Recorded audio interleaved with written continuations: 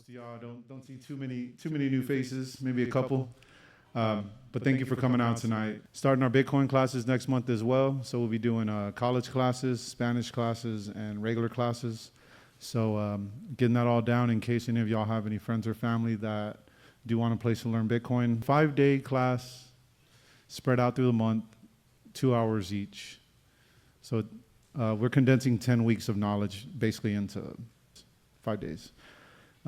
Anyways, enough about that. Just wanted to show y'all what's coming up this upcoming month. All right, well, without further ado, Neal Flesher, everybody. All right, so thank you all for coming out this evening. My name is Neal, and I'm not really that important, but the message I carry is.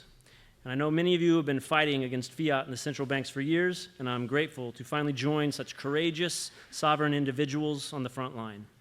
One of the most amazing things about Bitcoin is that it's for anyone, and that fills the battlefield with a wide range of diverse talents.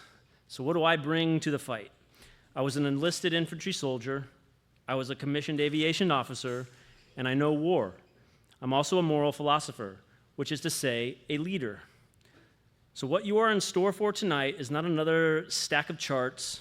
I'm here to reach back, pull ancient truths into the present, and arm you with moral language. Language to speak to your loved ones, those you actually want to reach. I'm here to show you why ethics comes before economics, and why when it comes to Bitcoin advocacy, we must sacrifice the macro for the moral. Let us leverage the philosophical fact that moral recognition is more powerful than economic calculation. So let's start with a misnomer. Slide 2, please. Orange pilling.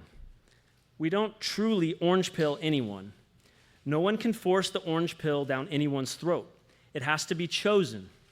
Everyone ultimately orange pills themselves. At best, we can only show and encourage. It's on the individual to take it.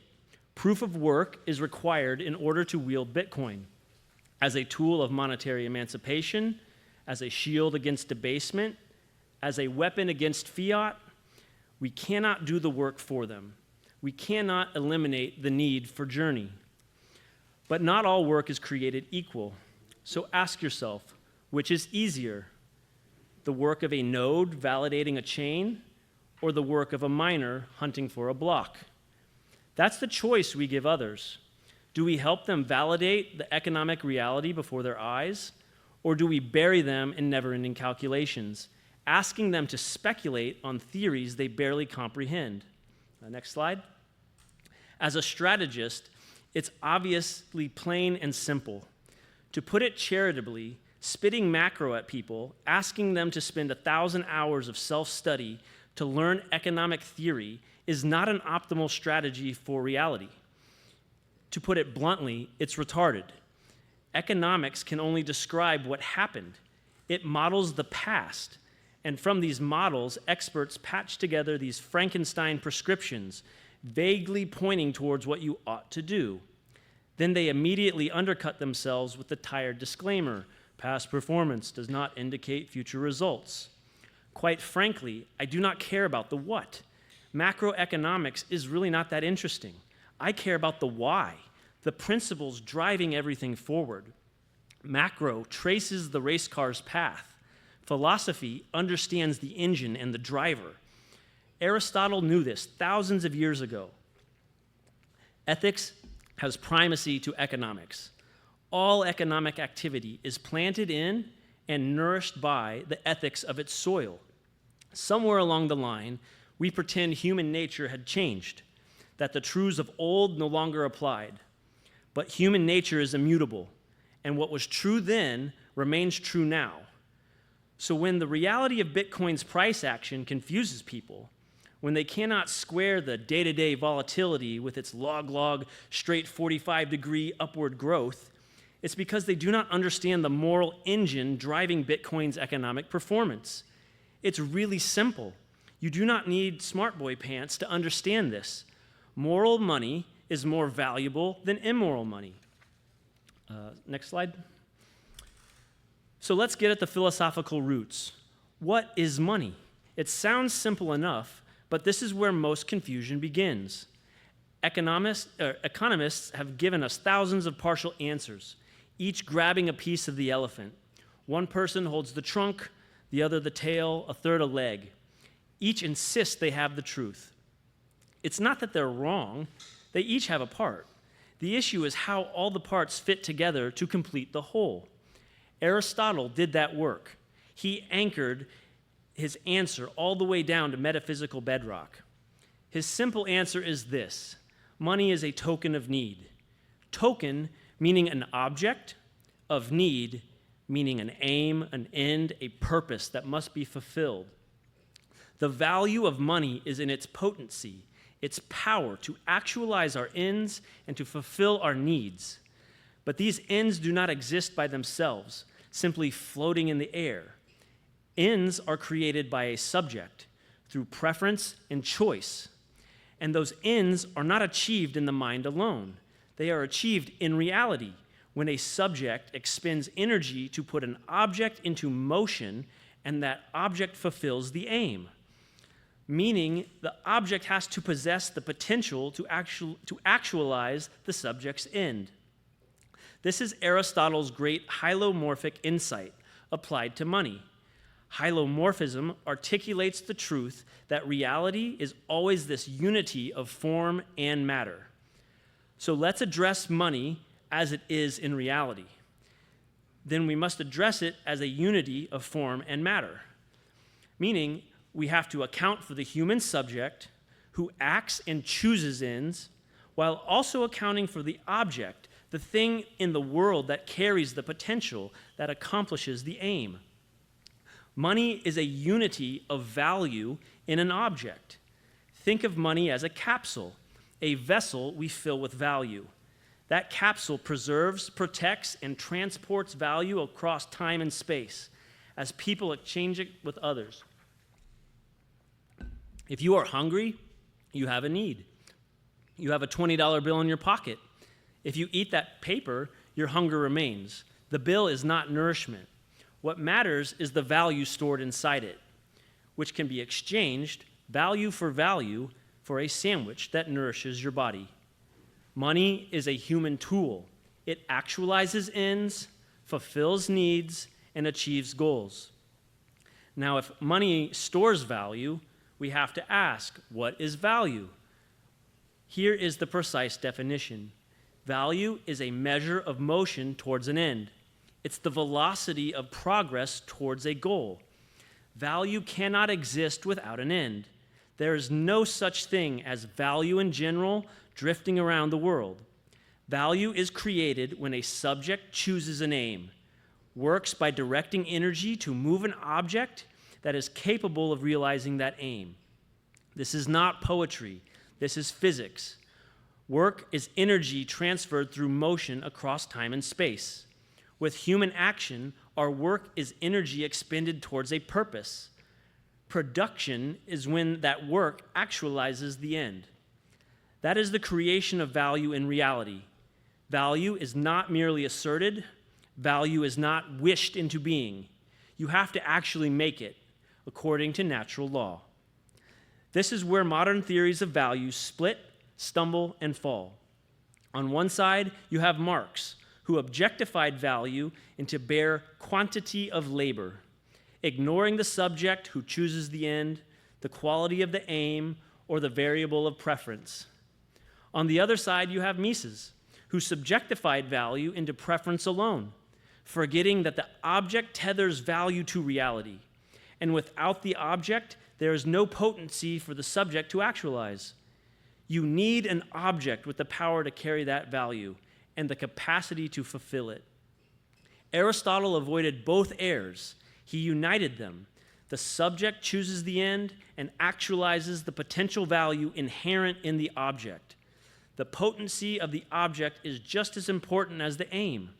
A bamboo frame cannot bear a skyscraper. A tulip bulb cannot carry the weight of a monetary order. You can believe it can, you can speculate that it might, but when form demands strength, only steel will do. So with value clarified, we can speak precisely about money.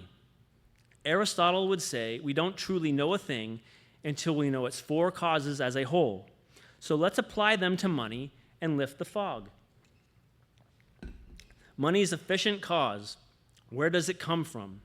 Money is created intersubjectively through exchange, meaning two people meet, they each bring value that they created in reality from their work, and they transfer that value using an object capable of preserving it and conveying it. Without people to exchange value, there is no money. All the gold in the earth would just sit in the ground as a mineral. It's only people actualizing gold's monetary potency that brings money into existence through the act of exchange. Money's formal cause. What makes money money? Its function. The function defines money. The functions that define money are as ancient as the human race. Aristotle was talking about medium of exchange, store of value, and unit of account thousands of years ago. These are not modern ideas. Once an object is being exchanged between people to transfer that value, it is money categorically. That act of exchange presupposes stored value and marks a price. So while all three functions are bound together, the medium of exchange is its essence. Money's material cause. What is money made out of? Different monetary objects have different material attributes. These are all measurable characteristics that admit of more or less. A near infinite list of durability, scarcity, divisibility, portability, recognizability, verifiability, the ability to sell across time, space, and scale. Like the list goes on. This just names a few. But these are the material characteristics that determine how well an object can fulfill money's functions. They determine how powerful the monetary object is as money. Now, money's final cause. What is money ultimately for? The final end of money is shaping the bonds of human societal connection. Money determines the manner in which humans relate to each other at scale. Societies either connect through persuasion and consent or coercion and force. The former creates win-win relations that produce cooperative abundance. The latter creates win-lose relations that produce extractive redistribution. Money either preserves the just link between work and reward, or it corrupts it. That means money cannot be morally neutral. This is the technical reason economics presupposes ethics. Economies grow out of ethics, not the other way around. So what physics is to engineering, ethics is to economics. Put it all together, and the picture is whole. People create value through purposeful work. Money is the capsule that stores and transports that value. The monetary capsules are formally exchanged. The monetary material can be stronger or weaker, and money ends up connecting human beings together in social relations. So we must first judge a monetary system with moral clarity before paying any attention to nominal charts. Morality exists to guard human dignity. Moral money preserves the link between intention, action, and reward. If the value we create can be extracted from that monetary capsule coercively by another's hand without your consent, then the link between your work and your reward has already been severed. And now the picture sharpens. If money is a capsule filled with the value of our productive work, then what happens when someone siphons it without your consent? They don't take the token from your pocket. They drain the value inside it. That is debasement, and that is where we turn next. We live under a fiat, debt-based monetary order. New dollars come into existence as loans. Obligations today denominated in future obligations. These dollars are monetary objects, but they require no work to create. Someone simply adds zeros on a digital ledger, and poof, new tokens exist. No work, no expending of energy, no motion, no value created. This severing the creation of value from the creation of money is a fraud, an absurd illusion, a measure of value with zero as the denominator.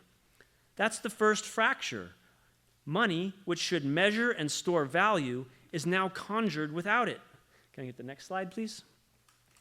So what happens when hollow tokens are mixed together with full tokens? The government enforces dollar fungibility with legal tender laws. We pretend a dollar is a dollar, as if the count was all that matters. But the count is not the content. If I pour 1 glass of milk into 5, is there any more milk than before? The Fed and government collude to perform that exact trick, deceitfully trading empty dollars as if they were full, coercively enforce the fraud, and pretend everything is fine. When they print dollars, no new value is created in the world. These new tokens, they do not add to substance. They only dilute the value stored in the existing tokens. The system spreads your work thinner across more and more monetary surface area, hoping you won't notice.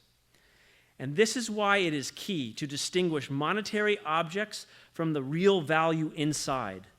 Always ask, are we talking about a nominal number or real value? Nominal terms create the illusion of the trick. Numbers go up, cameras flash, headlines celebrate growth, but in reality, the value of our dollars are being extracted into the dollars freshly printed. Yes, the count will rise, but the substance falls.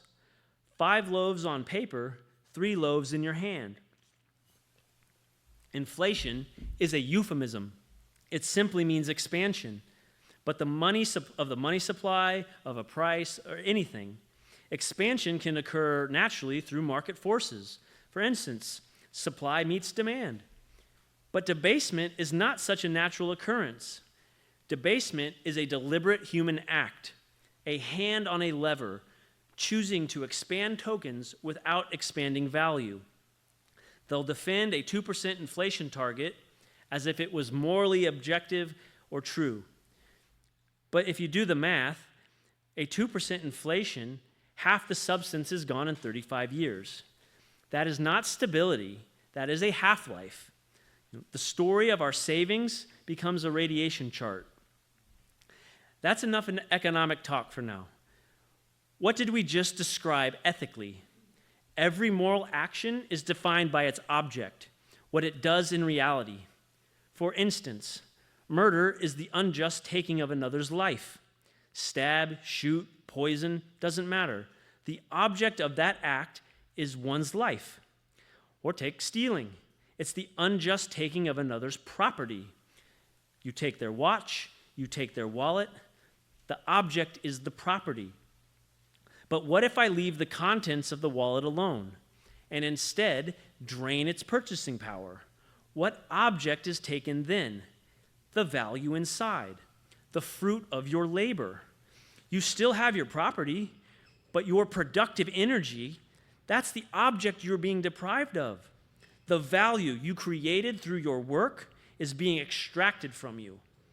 And we already have a word for that. The coerced extraction of productive energy is formal slavery. Why is that true? Philosophically, definitions reveal essence. That which remains once we strip away all the accidents, every variable feature or contingent characteristic. For example, the definition of a triangle is a polygon having 3 sides summing to 180 degrees. Its particular height, width, or size, those are all accidents. So too with slavery. The chain, the overseer, accidents. The dollar, the banker, accidents. Plantation, policy meeting, accidents. Good master, bad master, accidents. Remove all the variables and what persists? A function, the coerced extraction of human productive energy. That is the essence of slavery. In the same way, a kitten and a tiger are equally cats. Physical domination and monetary debasement are equally slavery. They do not look the same. They are different instruments, but it's the same form, same function, same crime. As Lincoln put it, you work, they eat. The serpent hasn't changed its nature, only its wardrobe. So let's return to the four causes to see the total damage. Materially, fiat scarcity becomes the will of the Fed. We trust corruptible men not to extract from us, but history proves otherwise. Formally, medium of exchange, store value, and unit of account are all distorted. Exchange persists, but the extraction of the stored value distorts price signals. Those closest to the printer benefit first, and those furthest suffer last. Efficiently, money no longer emerges organically through exchange of value for value. Instead, it's created from nothing, ex nihilo. And coercion enforces nothing for something exchanges. Finally, the end, societal human connection, is morally inverted. Cooperation becomes extraction, positive sum becomes zero sum, prosperity becomes austerity. The instrument which can create social abundance becomes a mechanism that extracts value for nothing. The saver who did everything right finds their future shrunk by the will of a monetary wizard. A small business owner sees input costs rise while paychecks lag. The young family discovers that saving up is a treadmill, not a path. This is not a technicality. This is the appropriation of your life. When value is the measure of motion towards an end, debasement is the hand that shoves you backwards after you've already walked the miles.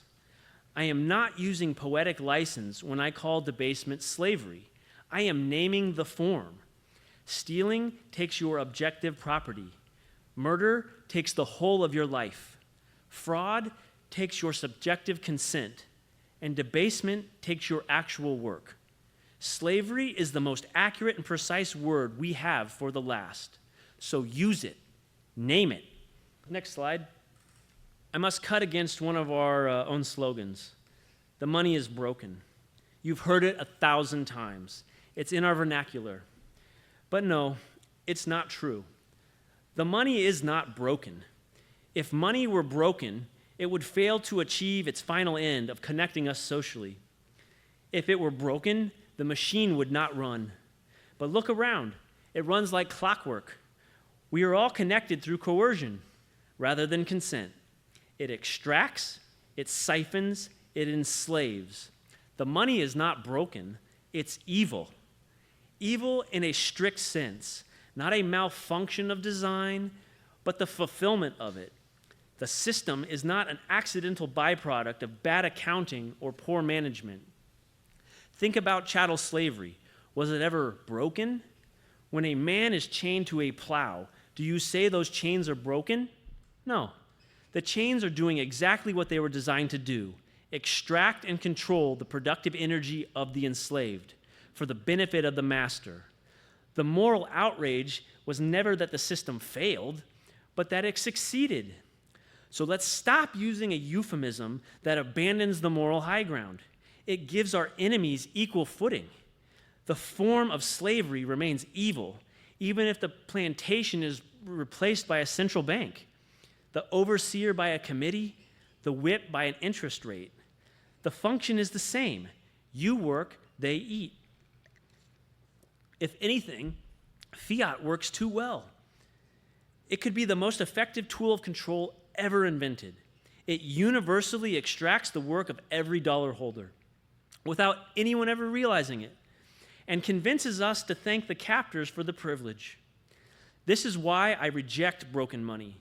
It implies malfunction, something to patch or repair, but that's a trap. They want us to think the problem is technical, not moral. They want to obscure the distinction between truth and illusion. The dollar does not need better stewardship. The euro does not need smarter policy. The yen does not need a better peg. All fiat serves the same function: coercive extraction. The money is not broken. The only things broken are the people with their lives crushed. The system is not malfunctioning, but malevolent. The answer is not reform, but rejection. You don't fix chains, you break them. You don't optimize a plantation, you burn it down. So we must ask, if fiat is designed to extract and control, Is there any capsule that cannot be breached? If fiat enslaves, is there a monetary object that sets us free? That is where Bitcoin enters, not as some nifty technology, not as a technical patch. Bitcoin is not merely better money. It's not some shinier token or a faster rail. To call it that is to miss the point entirely. Bitcoin is the first monetary object in history that immutably functions morally. Next slide, please. Every monetary system before Bitcoin required trust. Trust in kings to keep coins pure, trust in bankers not to overissue, trust in central banks to restrain themselves. Over and over, that trust was betrayed.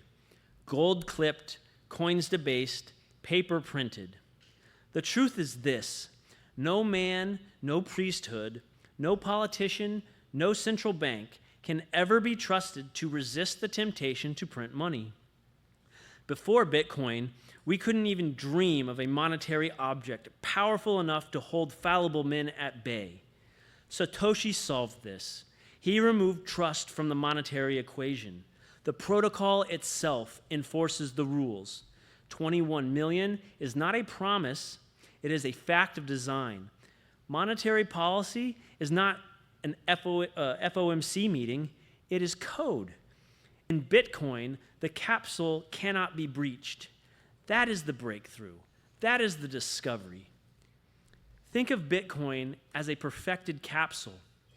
Every sat you earn is a vessel no one else can open, not a central bank, politician, or policy wonk. The value you create is yours unless you consent to exchange it. Contrast with fiat. Every dollar in your wallet is a cup, and the Fed has a straw already in it. The moment new dollars are printed, our elites slurp that value out of every pre-existing dollar, extracting our productive energy, debasing our lives. But every sat is sealed, immune to debasement. The more they print, the more Bitcoin stands apart, repricing the world. Here's the deeper truth. Bitcoin rewrites the moral structure of exchange. In fiat, value is extracted without consent. You work, you save, and while you sleep, the siphon runs. In Bitcoin, value only leaves your possession through persuasion. Someone must offer you value in return. Labor and reward remain linked, and that shift aligns the interests of both individuals and the collective. Society itself gets on track. Win-lose gives way to win-win. Coercion to persuasion, extraction to cooperation. Abundance grows because every transaction requires both parties to bring created value to the table. This enriches the world in value, and everyone benefits. Let's return one last time to Aristotle's four causes to see why Bitcoin is not just another money, but the moral corrective. Materially, Bitcoin is maximally potent. Take its scarcity, divisibility, portability, verifiability, durability, etc., to any theoretical limit. To me, a maximalist is just someone who simply recognizes that fact. Formally, medium of exchange, store of value, unit of account, they are all achieved while perfectly protecting and preserving the value inside.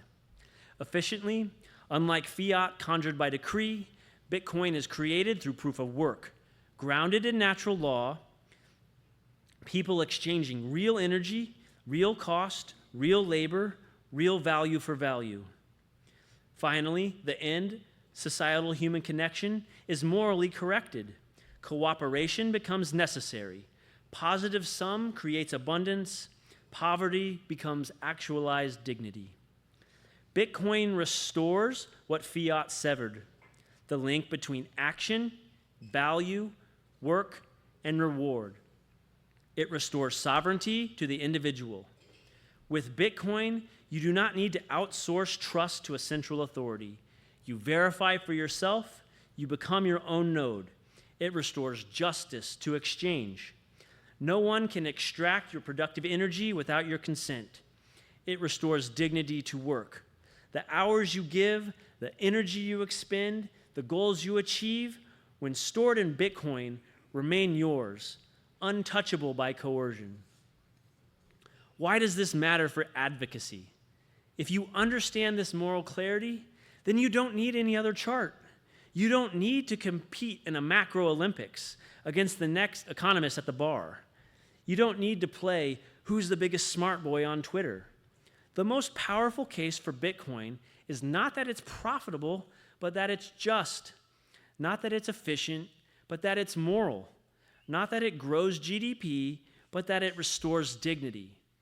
Bitcoin certainly can hold its own economically.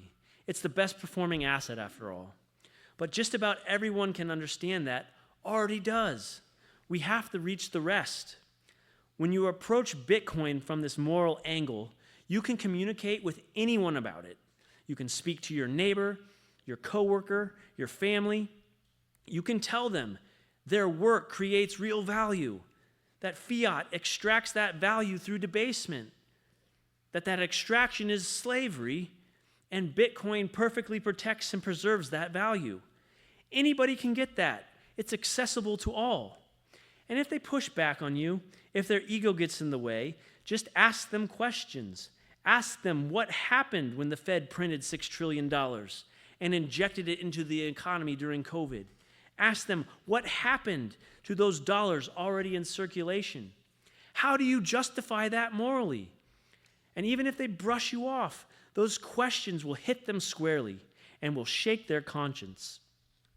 Bitcoin is not merely an economic tool. It is a moral revolution. It does not ask you to trust. It does not ask you to hope. It proves, it verifies, it seals. If fiat binds us in chains, Bitcoin is the key. Next slide, please. So what now? We've dug to bedrock. We understand money, debasement, and Bitcoin at a deep philosophical level. What do we do with that? Well, we approach this exactly how we would any military engagement. We strategize. We craft tactics. We find ways to leverage our strengths and exploit the enemy's weakness. We analyze the terrain, find the high ground, identify the low ground. We figure out how to create the conditions that give us the greatest asymmetrical edge. Then we force the enemy to play into our hand. We know the terrain, the moral landscape. We know the enemy, central banking and debasement.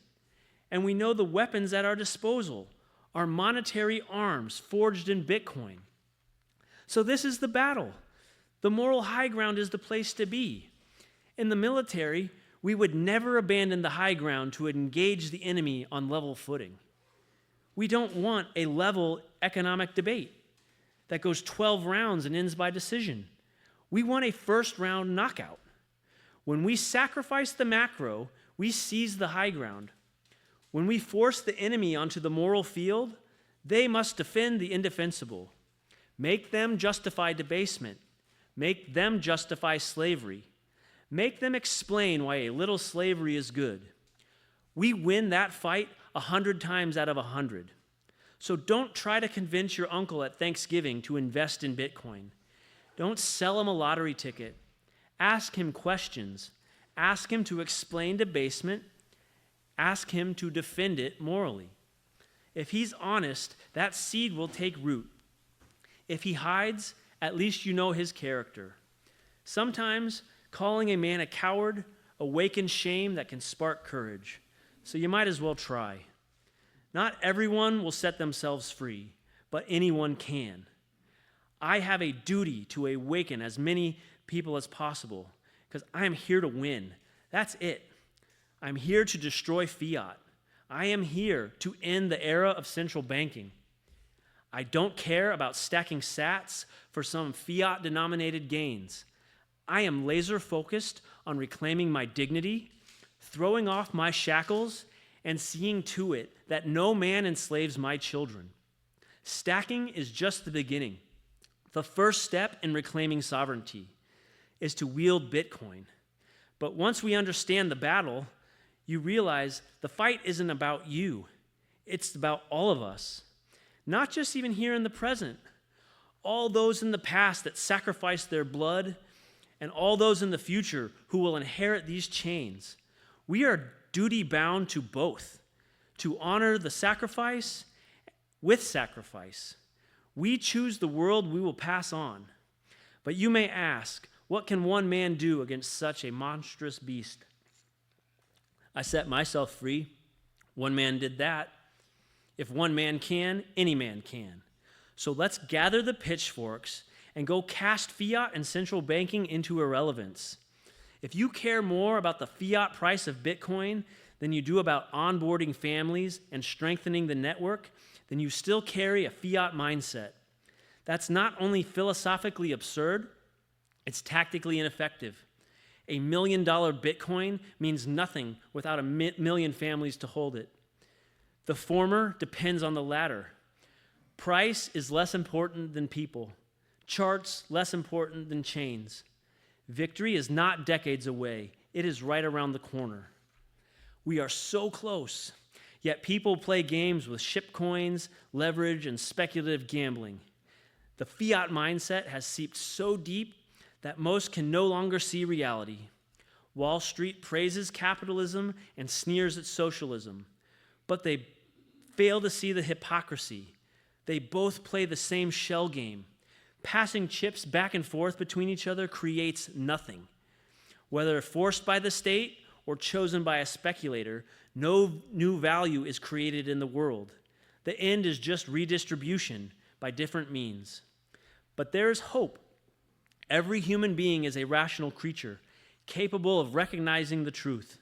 So let us sacrifice the macro and wield the moral. Don't ask people to gamble on speculative theories. Don't bury them in graphs. Just ask them to open their eyes and to see what is already happening. Monetary debasement is a universally scalable instrument of enslavement. We finally have a tool powerful enough to destroy it. We don't need to prove we're the smartest guy in the room. Can we put our egos aside to seize this victory?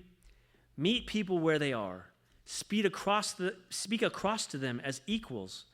That's what Bitcoin means at its core, peer-to-peer, not above. Do not talk down to the no-coiner.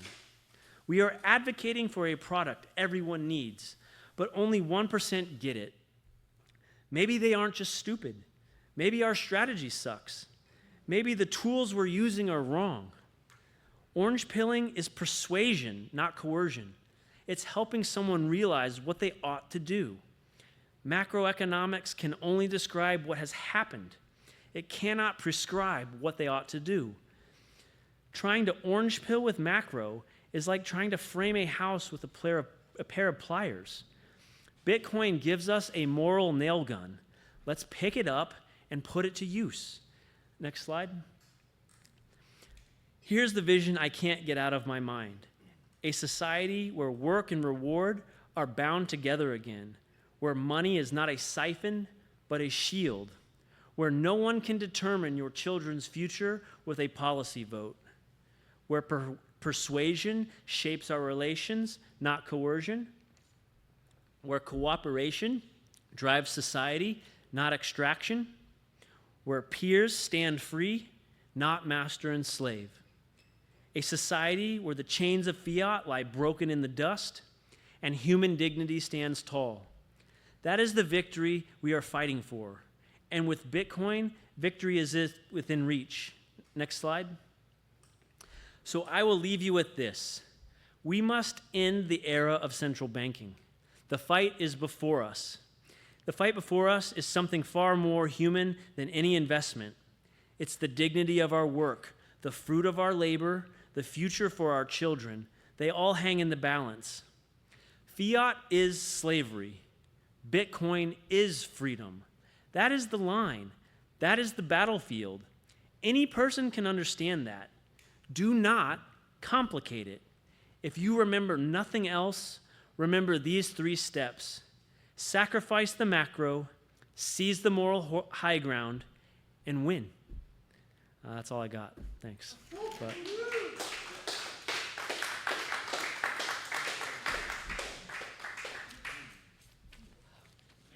Oh man. Woo. So, anyways, wanted to open it up. Anybody that's got any questions, I wanted to ask one while we get it started. So, you being a philosopher and seeing all these problems before you found Bitcoin, who introduced you to Bitcoin? And then, what was your answer before Bitcoin to these problems? Because I know you said on a pod it was a lot of problems, not one thing to fix them all. So, I guess what was your solution before this came into play? Um, yeah, so I didn't really look at money or care about money at all for most of my life. Like when I was in the military, they gave me my paycheck, they gave me a roof over my head, food in my belly, and I just kind of left it at that. I did not take a lot of responsibility, civically, you might say. I just did what I was told. But it was really getting out of the military and taking my duties and responsibilities as a husband and a father seriously that I realized that I had to level up my understanding of economics. So as I started looking at economics and understanding the problem, I mean, I didn't have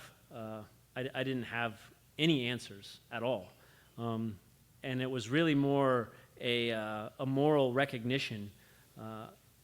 I was looking at the problem of fiat, the problem of debasement, not understanding how to escape it, and I had some friends that were in, my crypto bros, and they weren't Bitcoin only people, but that's kind of how I even got looking in that direction. And once I started looking into Bitcoin, I mean, it's literally just like I saw this hole, and I saw Bitcoin as just, oh, it goes right there, and that's all it took. That's why I wrote my book, and I'm trying to advocate for this more, because for me personally, I came at Bitcoin from the moral angle, and I recognized it. I didn't, my friends, they've been in crypto for years and years, and they don't get it. So it's like, okay, well, they're coming at it from investment and speculate and, rips and dips, and I got to make all this fiat. And it's like, well, if they're approaching it that way, they miss the entire point. Like the thing that Satoshi solved for, the thing that makes it a discovery, that makes it this earth-shattering, paradigm shift, they missed it. They're just chasing the fiat. And it's like, well, they're not alone, So how can we leverage that recognition? And it's like we have to sacrifice the investment talk, the macroeconomics. I don't care that it's up 5%, 10% down. It doesn't matter. For me, the value is reclaiming my human dignity. The value of Bitcoin is letting me actualize and live my life. I can save now. Before you can't save. You're trying to, outpace this avalanche of debasement, and it's like, why is the middle class hollowed out? We just have, and it's like, because that's what debasement does. It's just, you either have assets or you don't. If you don't have appreciating assets, you're just getting abused, and abused. And it's just like, Bitcoin is that thing, all the rich elites, I'll buy a Picasso, I'll go buy a whole bunch of houses. It's like a normal person making a living wage, they can't buy a Picasso, they can't buy multiple houses, do land bank, but you can go put $5 extra in Bitcoin tonight, and you give yourself something, you give yourself some asset to help shield you against this thing, and it just changes, again, when it changes how you relate to other people societally, that's what actually makes you even more potent as a human being. You become more active. Before Bitcoin, I wouldn't have written a book, but it activated something in me. How can I bring, what do I have to offer the world? And then let me go do it. It just it activated something in me, and that's just it's just really cool. And you see that with all the Bitcoiners. I don't meet unhappy Bitcoiners. They're happy because they're living a meaningful life. They have purpose. They have something driving them forward, and it's contagious. So it's I see Bitcoin for all this good that it is, and it drives me crazy that orange pilling is so hard. Like, why? It shouldn't be hard. This should be the easiest sell in the world. But, like, it's not because, for our entire lives, everybody has been just seeped in this fiat extractive mindset, and it just translates to you think that's the only way to thinking. So, yeah, it's really hard to break out of that. But, like, I think you can do it. Like, I think we're using the wrong tool. So it's like, I've had pretty good success. I'm not batting 100%, my father-in-law, he seems to be a little obstinate, but, I can talk with people, though, about it. And, like, I don't have to get mad that he doesn't get it, because I'm asking him the questions that he has no answer to. And, like, it's just like he'll justify it and he'll brush me off, but, like, he's the one that keeps returning to me to, like, oh, yeah, no, I thought about this. This is why this is actually true. It's like, no, I don't care. Like, I don't care what economic, one way you could put it is, no economic justification can, like, change the moral verdict. Oh, well, if we debase everybody at this rate and this, that, and the other, and, the adjust rates, and we take from everybody, then we'll grow GDP and everybody will be good. It's like, even if that was true, that doesn't justify debasement. Like, you don't have the right. Who are you to debase our money?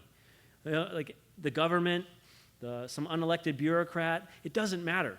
No man has the right to debase the money.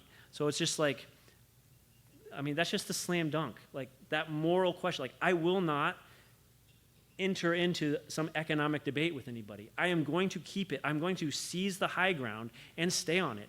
They are not going to move me from it, because that's just, like, I just come at it from, that military perspective that, like, that's the place to be. That's the only way I'm going to fight. And so that's what I do. But, if we can arm other people with this moral language, maybe we got a chance, Like, that is, I want that. Like, I want that so bad. Like, I get really fired up when, like, every day I was writing, I'm thinking about my two girls. They're 4 and 6. It's like, that was the thing that really made it for me, was like, oh, I'm stacking. Okay. Well, do I want to just hand them some Bitcoin?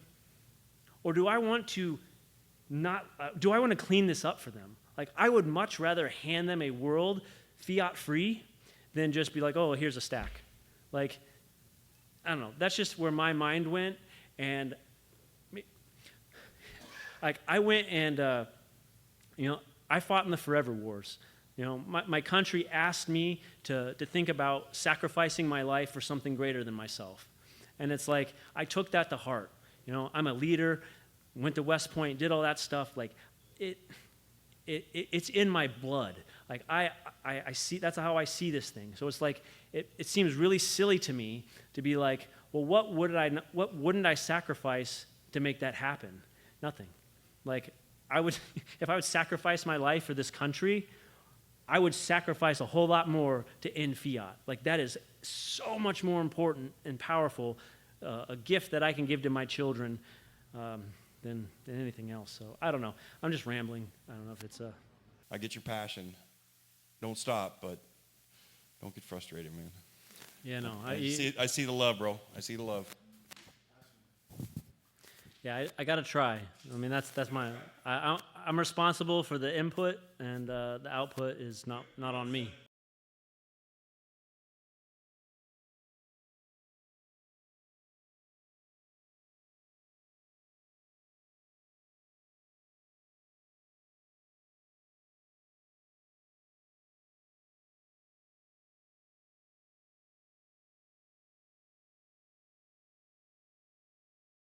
I have a caption for your image there. It's Bitcoin is a global insurrection against banker occupation.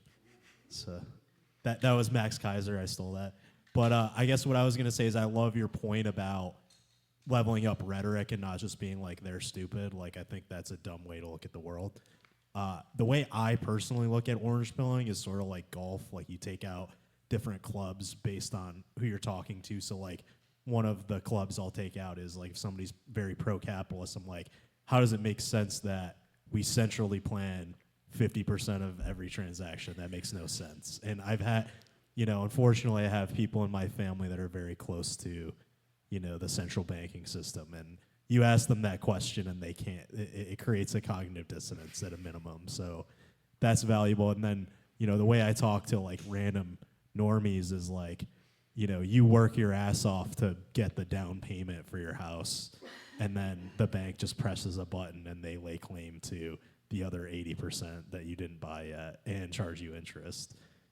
I'm curious, what are some, like you like to be verbose, I personally do too. It's an occupational hazard as an engineer. I'm curious, like, what are some like more pithy strategies for like initiating the contact from that moral high ground?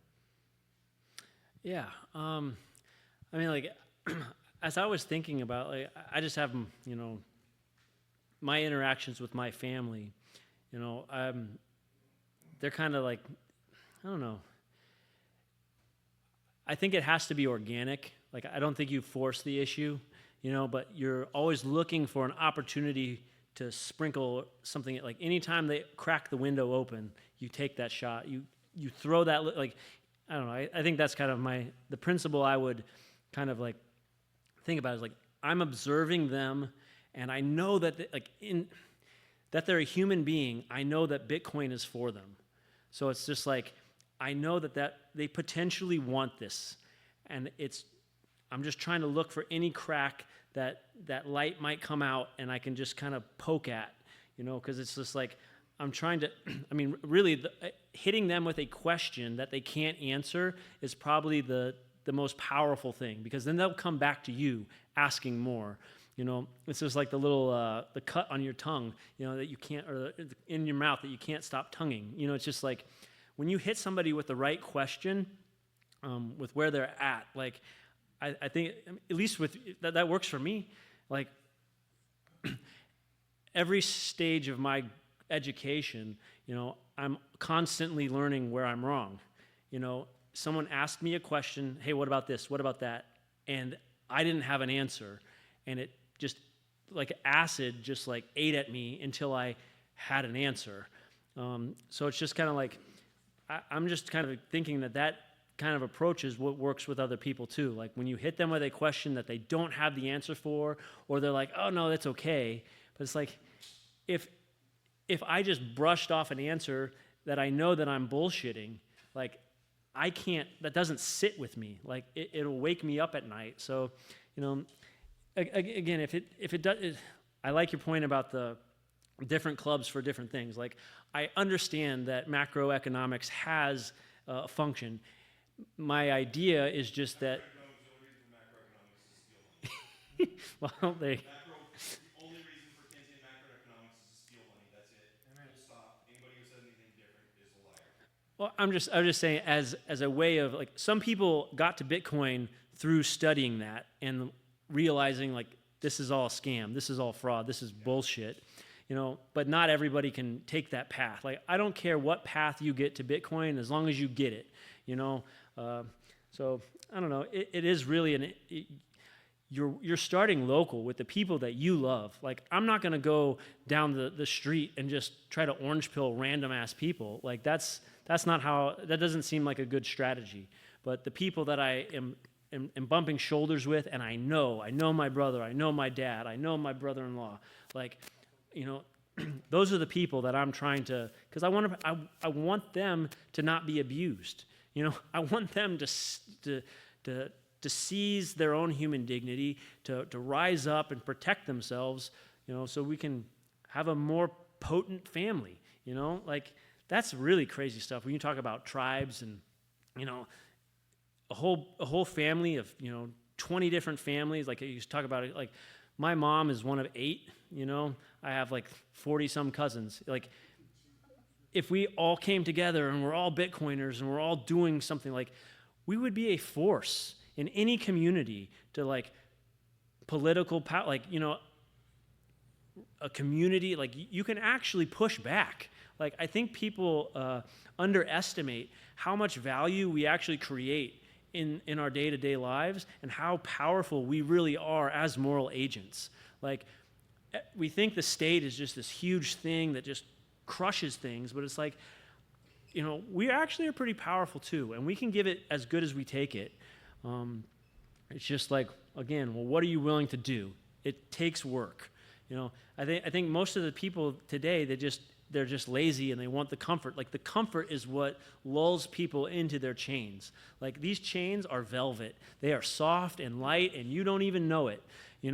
And once I saw it, though, and I was like, I'm that comfortable house slave, I just, like, it changed my entire world. Like, I couldn't unsee it. Like, once I formed those categories, that the extraction of the productive energy through debasement is formal slavery, I couldn't roll that back. Like, and it's just like, it's evil. I have to take action. I cannot sit back on the side. I can't do that. Like, that's what sprung me, to the front line. Like, I wrote a book so I could get to the front line. I'm not going to come to the fight empty-handed. Like, I'm going to arm myself, and I'm going to get into the fight, and that's what I'm doing here. Like, this is, I'm doing every podcast I can to push the message. I don't care about selling a book. It's like, there's no money in books anyways. Like, the value is in changing the world. The value is in helping other people, make that happen. That's the value of orange pilling. That's the value of spreading Bitcoin and teaching people how to use it. Like, we have 20-some thousand nodes. That is such a small, abysmal number. Like, 8 billion people in the world. Like, I don't know.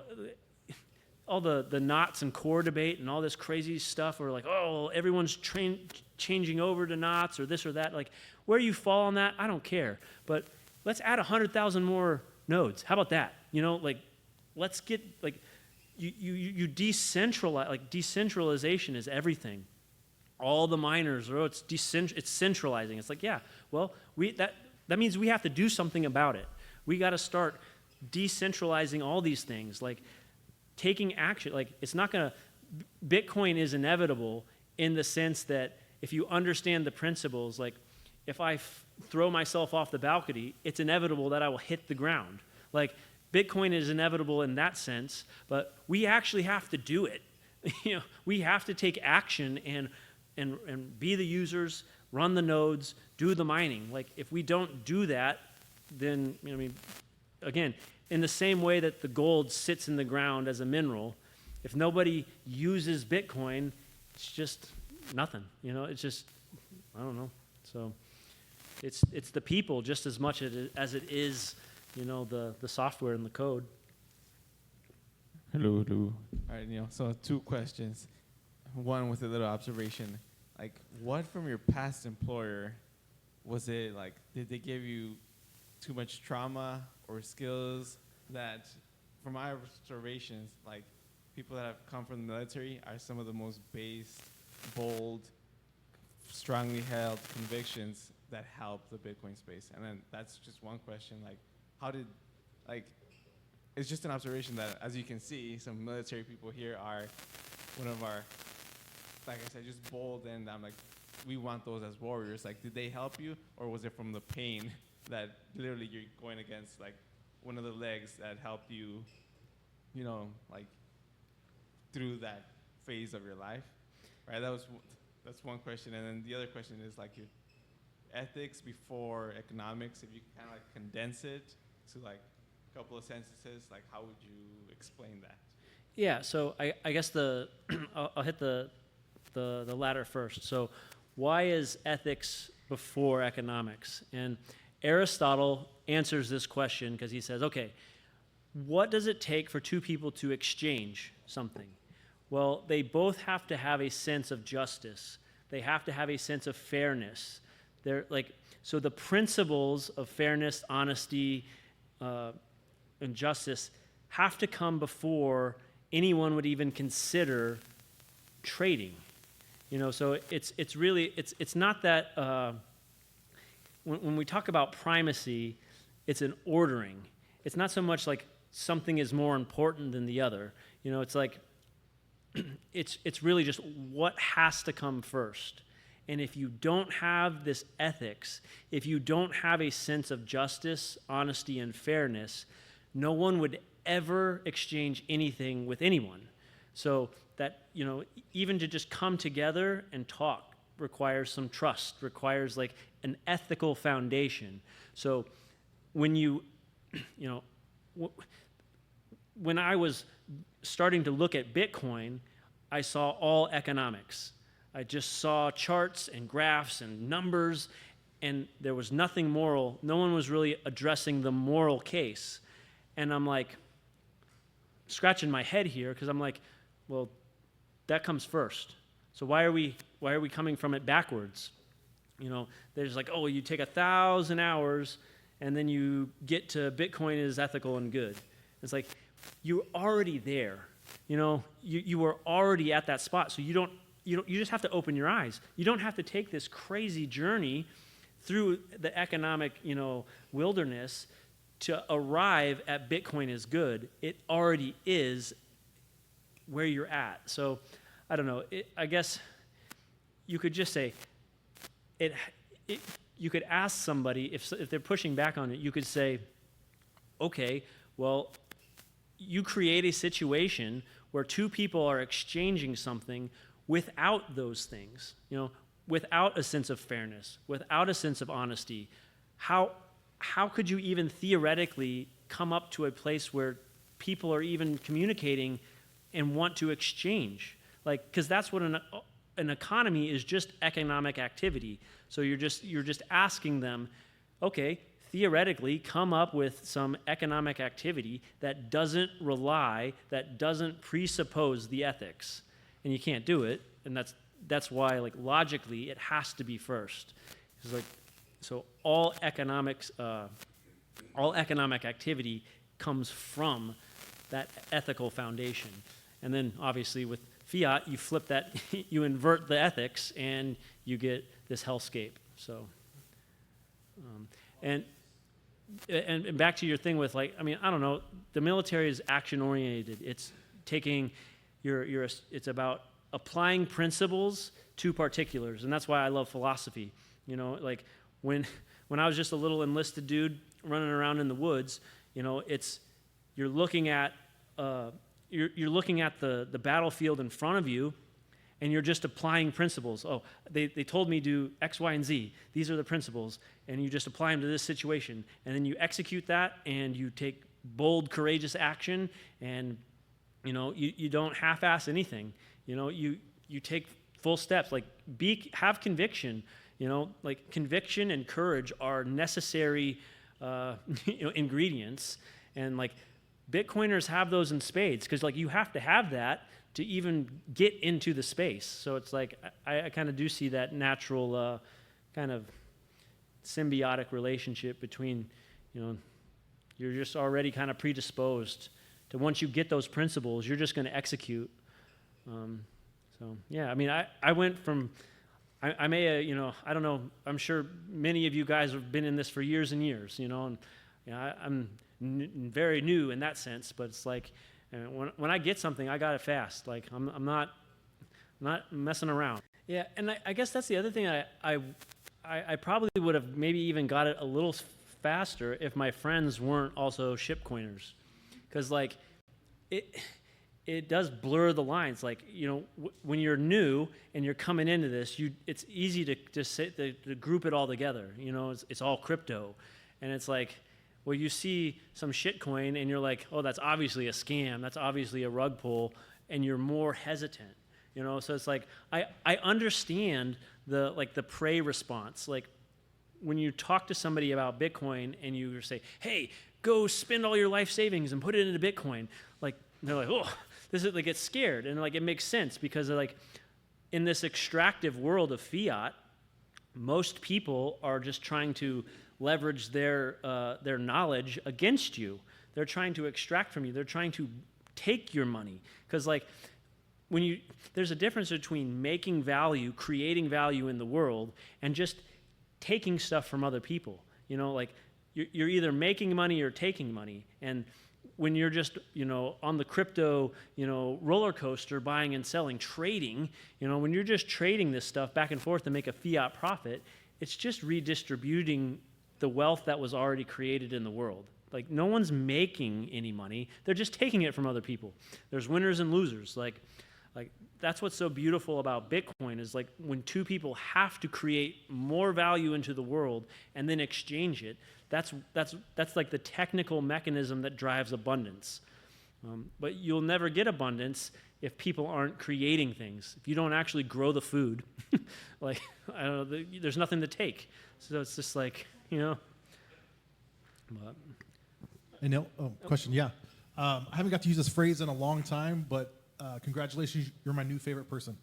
I like to say that. And the reason why I say it, because you articulated what I've been thinking for so many months now, a year and a half, a couple years, of the morality, ethics. And that's where I came from. I'm fairly new to Bitcoin myself, but I've been trying to focus on, like, humanity and what it means to ethics and humanity. And the way you tied that to Bitcoin and why you should focus on that first has been in my head, but I didn't know how to speak that. And so thank you very much for that. And I think you nailed it. And this should be canon now, that what you just said. And I want that to be a movement within the Bitcoin, sea of everything. Because the way what you said was, everybody needs to hear that. There's so many people who, and I'm trying to debate on, like, how many shitcoiners, how many altcoiners know this to be true and choose to ignore it. And I think that's got to be a lot of them. And unfortunately, I think where our government is and all this, strategic Bitcoin reserve, it is a ruse, and they know it's a ruse. At least a good deal of them, at least the people pumping it, is what I feel like, because they're not focusing on the fiat. They're not focusing on Keynesian versus Austrian economics. They're not focusing on those things. By design, our whole society has been taught from a young age, all public education is all about the Keynesian suppressing you, making you a slave to the system. And the way you worded it was very, like, we get it now. I think more people hear it that because of that. I tell people that Bitcoin, people said, "Hey, Beck, you've lost weight." I'm like, "Yeah, Bitcoin." And they're like, "What the hell? How'd you lose weight on Bitcoin?" And they don't get it. I don't know how to explain it, but I'm like, well, I just started researching. I started #studying Bitcoin. That led me into conversations like this and hearing things you needed to know, but you never knew you needed to hear it. I don't know. But it's like, how do you, for me, it was such a growth thing that it was like, you have one life to live. Life is finite. Bitcoin's finite. Yep. When your money's finite, things matter a little more, or you pay attention a little more.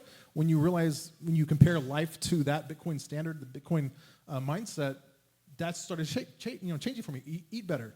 Why not? Why eat crap, right? And what do you watch? What you're watching? What your brain eating?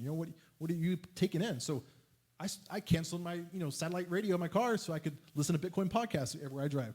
That's what I do now, and that's very helpful to me in my mindset. So it's that's a paradigm shift that I have. My question, I guess, is maybe first, like, somebody coming into philosophy for the first time, or trying to get more into philosophy, and there's such crazy areas you can go. And I think when you were talking Breedlove, you were talking about how you went back and read through, like, Aristotle and a few things to look at the money side of things. But somebody just trying to, I've got the whole Plato Republic, and it's a big book.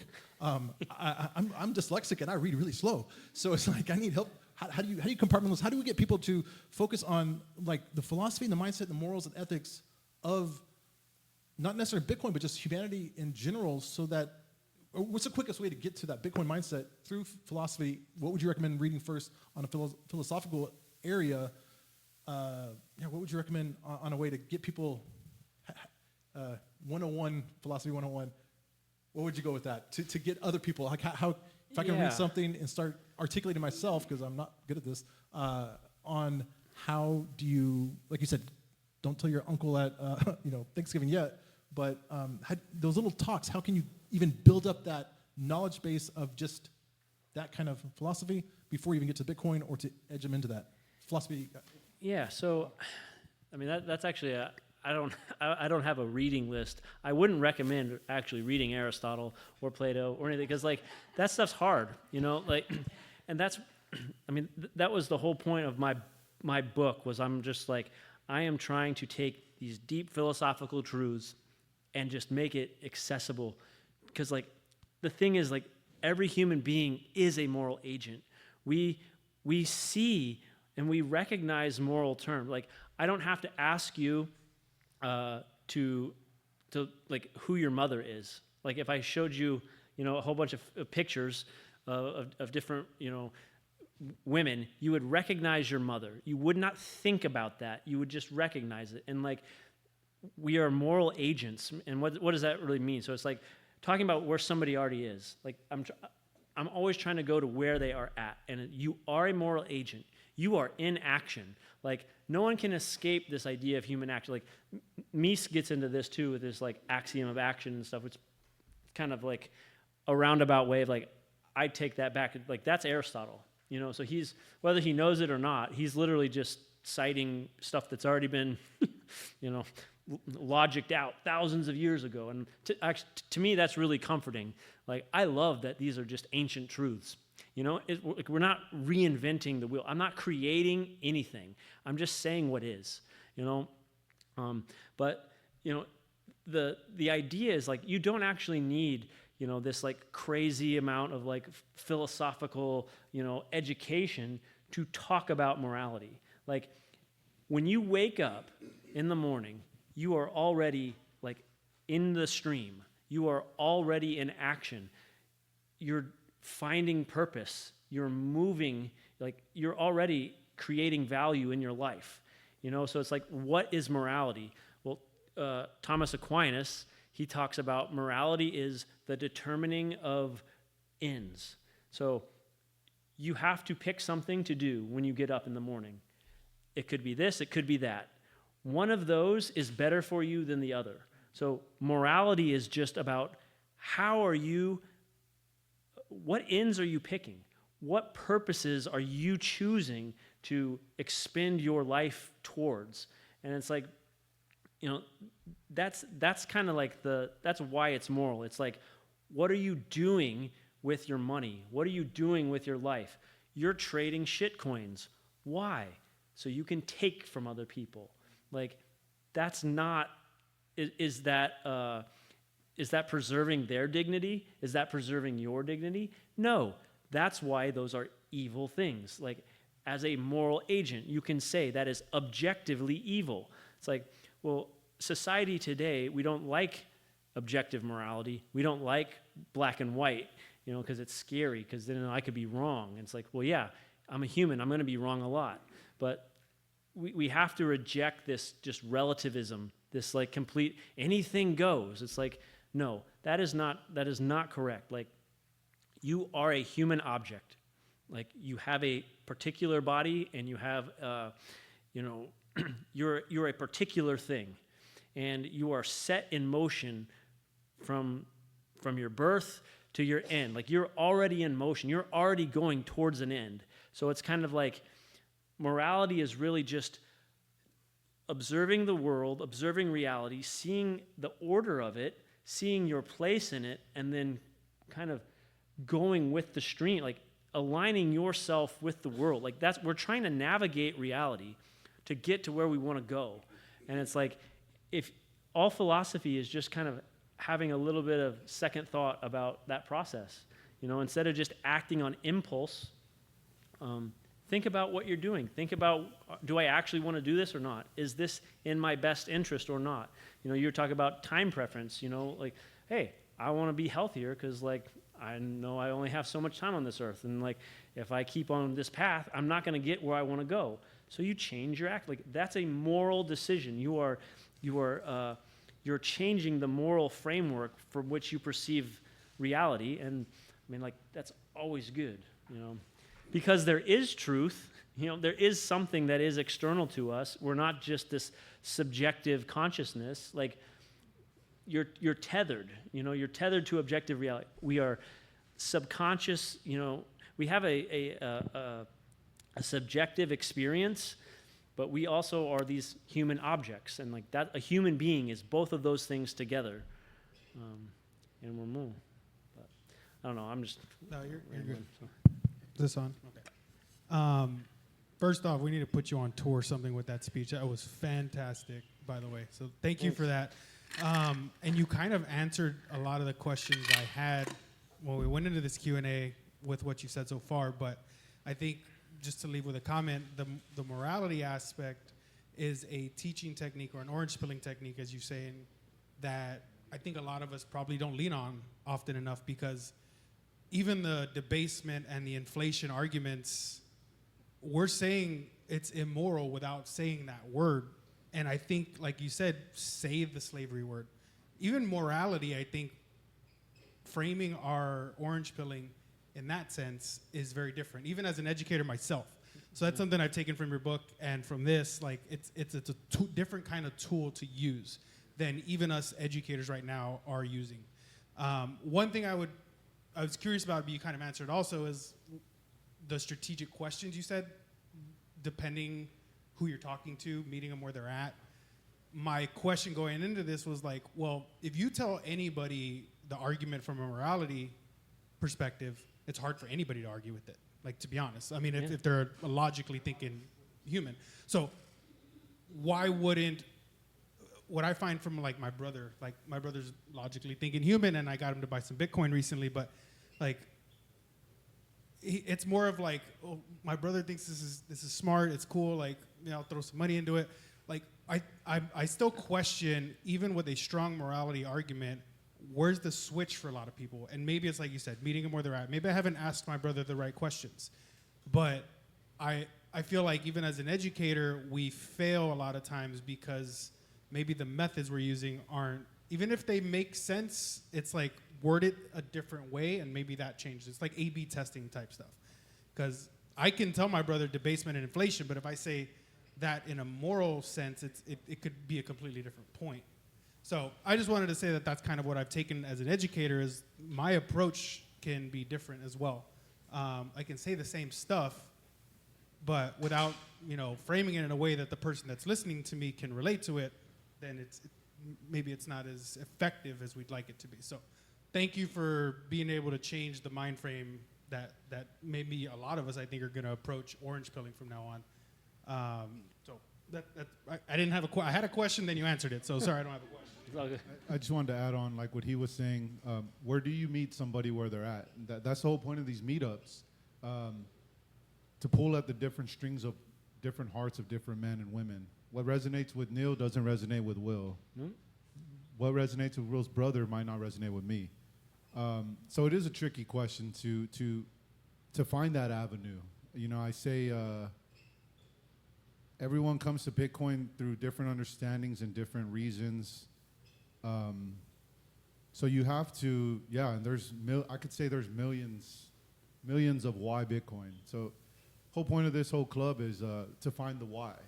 Why are you in this? The moral case. I guess I couldn't put a name on it myself until you were like, morality. You're in it for the good, just point blank.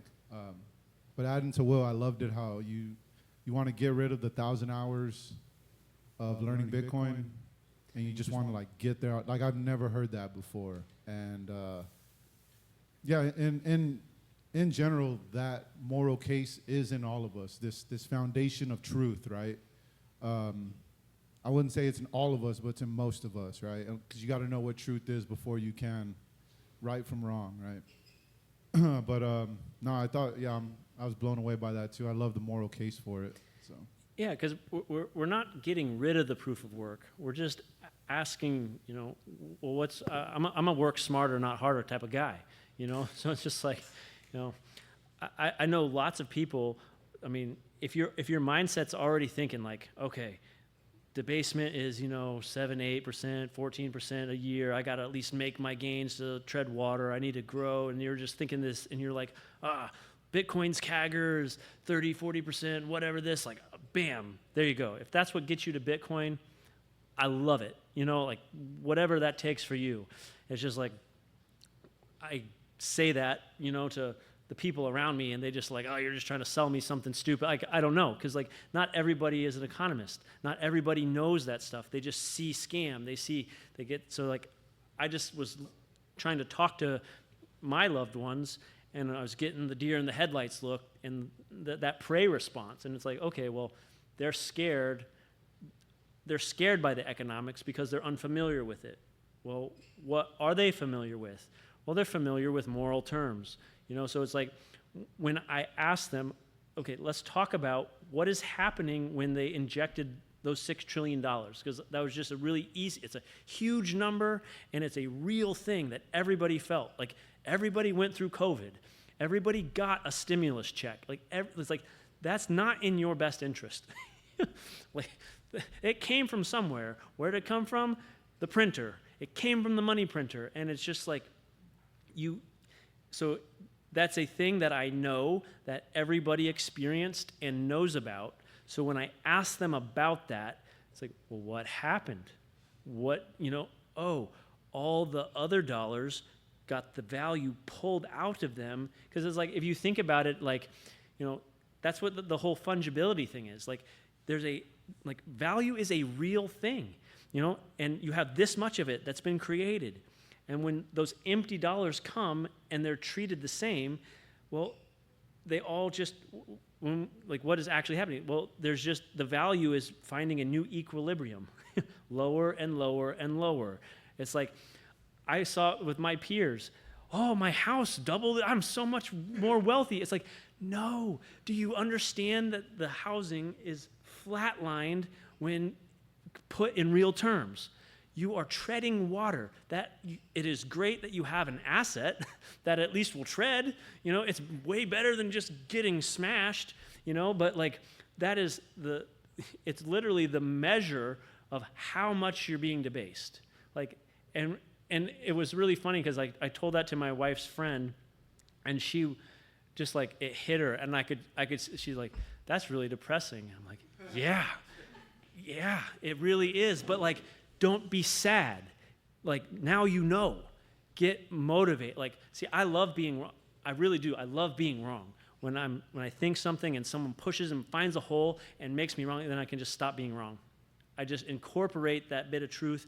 I have a better, sharper edge, and I can move forward being with that. And it's like, instead of some people, you point out that they're wrong and they just get mad or angry. They want to, that's the ego thing. But it's like, when you drop the ego and you're just about, I just want to win. I want to be right. Like, I don't care how we win. If someone else comes up with some better way of orange pilling and it just is completely awesome, and they're like, actually, the moral case is stupid. Do this. I will do that. Like, I just want to make this thing happen. I want that so goddamn bad. Like, I really do. Like, I've been. Victory is awesome. It feels good, and I don't know. I see it in my head, and I want that. I want that for my children. Just win, baby. I love your passion. Thanks. I don't know whether you know it or not, but you were preaching there. Because everything about evil, chains, justice, the sword. Yeah. John 8, 30 seconds. You will know the truth, and the truth will set you free, per se. You know what I mean? And I even think about the armor of God, what the sword stands for. And it's in Ephesians 6. Yeah, this is Paul to the church in Ephesus. It's called the armor of God. Finally, be strong in the Lord and in his mighty power. Put on the full armor of God so that you can take your stand against the devil's schemes. For our struggle is not against flesh and blood, but against the rulers, against the authorities, against the powers of the dark world, and against the spiritual forces of evil in the heavenly realms. Therefore, put on the full armor of God so that when the day of evil comes, you may be able to stand your ground. And after you have done everything to stand firm then, with the belt of truth buckled around your waist, with the breastplate of righteousness in place, and with your feet fitted with the readiness that comes from the gospel of peace. In addition to all this, take up the shield of faith with which you can extinguish all the flaming arrows of the evil one. Take the helmet of salvation and the sword of the Spirit, which is the Word of God. My question to you, is there faith in your message? Yeah. Yep. It's funny. Oh, and before you, whether you know it or not, you were picking. Gabe he's doing. Thank God for Bitcoin, and he's using the bait of Bitcoin to teach, to preach, to share the Word of God. So you just piggybacked off his last message. You know what I mean? It's not by coincidence that happened. I believe in divine appointments. And like I said, this is, for me, that's what I received. A lot of truth, a lot of passion. You know what I mean? So, yeah, that was my question to you. Yeah. I mean, I don't know. I try to keep when I'm thinking about this message I'm putting out, I don't know who I'm always talking to. So I try to make sure that the message can be received by anyone, the religious or an atheist or anybody. If I speak truth, and to me, God is truth. I'm always pointing at. I guess how would I say that? I'm trying to offer up and articulate the truth so that someone will swallow it. And it's like, I don't care if they believe in God or not. If it's the truth, I know where that goes. I know where that follows from, or where that leads them to. So it's just like, when I was writing my book, the person that read the first draft of it is my great uncle. He's a retired Catholic priest. We're going through this stuff, and he's just he's like, this is like the task of the modern prophet is to speak the things that are true that everybody knows but no one will acknowledge. And it's just like this fiat system is so broke. It's not broken. Sorry. It's so I don't know. So pervasive in like our psyche that like you see these horrible things and you just accept it as normal. And it's just like, it's the wake-up call, like, hey, did you know that your house actually isn't more valuable? The dollars are just worth less. Like, hey, you are being abused by this, like that realization, like whatever snaps somebody, wakes somebody up, like, like that's what reality does. Reality is true. It's like, so like, I don't know, you're just constantly, like, you're throwing questions at people or you're hitting them with truth sticks, like whatever it takes to wake somebody up to where they realize what they are. Because like, I think that's the really cool thing too, is like each person has this potential, like when we say human dignity, there's like two ways that it's meant. Like, since you're a rational creature, you have this potential dignity always to walk the right path, to do the right thing.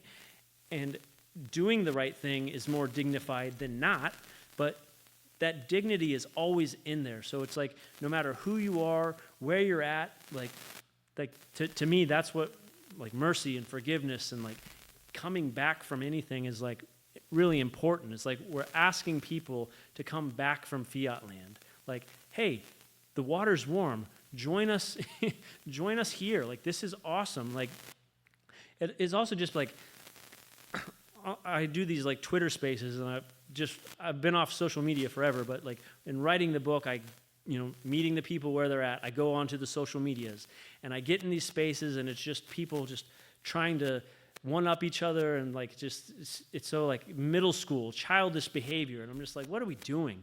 Like, put that aside. Like, don't worry about like what are we actually trying to do? And it's like I don't know. how we conduct ourselves, like that's one of the other ways too that we orange peel people. Like when we're just succeeding and winning and having a great time, eventually everybody that's just left in debasement wastelands, like, what are they doing over there? They're having a good time. Like they're not getting debased. They're becoming, they're building communities. They're investing into social capital. So it's like almost in a weird way, like we promote, but we can also attract. And being a happy, positive, passionate person that like is living it, like I think that is just as important as saying the right things and asking the right questions, you know. This was a really great talk, so thanks for being here. I had a funny experience because tons of people that I think could really benefit from Bitcoin do not want to hear about it from me. So, I shut up about it. It's okay. But I had a cousin, she called me. She goes, I'm coming up. I want you to tell me about Bitcoin. Okay. So she drove up this past weekend. I tell her a little bit, and she pops open her laptop and goes to River and starts buying Bitcoin. And I go, wait a minute. You don't know enough yet to buy Bitcoin. And what was amazing was she's only doing it because she trusts me.